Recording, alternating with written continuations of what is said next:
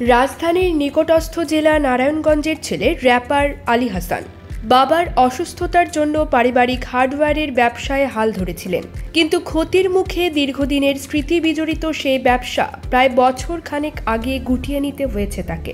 আর এই পারিবারিক ব্যবসায় গিয়ে নিজ জীবনের বাস্তবতা তুলে এনেছেন গানে গানে। এর আগে ব্যবসার পরিস্থিতি শিরোনামের একটি গানের মাধ্যমে অল্প সময়ের মধ্যে আলোচনায় উঠে আসেন আলী হাসান। গানটির মাধ্যমে দর্শক মহলে বেশ পরিচিতিও লাভ করেন। আর আলোচিত এই গায়ক সম্প্রতি আলোচনায় এসেছেন গানকে হারাম দাবি করে এক মন্তব্যের মাধ্যমে, যা নিয়ে নানা চর্চা শুরু হয়েছে সোশ্যাল মিডিয়ায়।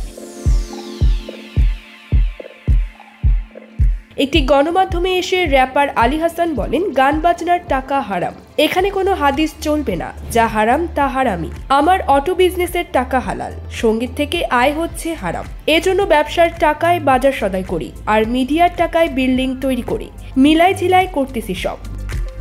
অনুষ্ঠানের উপস্থাপক তাকে প্রশ্ন করেন, বউ কিছু বলে না যে তুমি এত বড় স্টার হয়ে গেছো?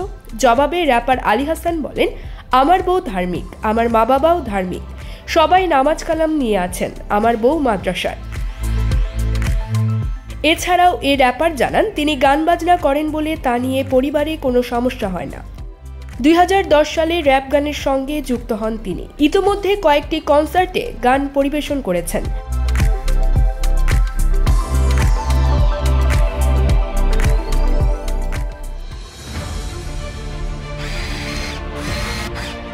আলোতে থাকুন, ফোকাসে থাকুন, হাত রাখুন প্রজন্মের হাতে।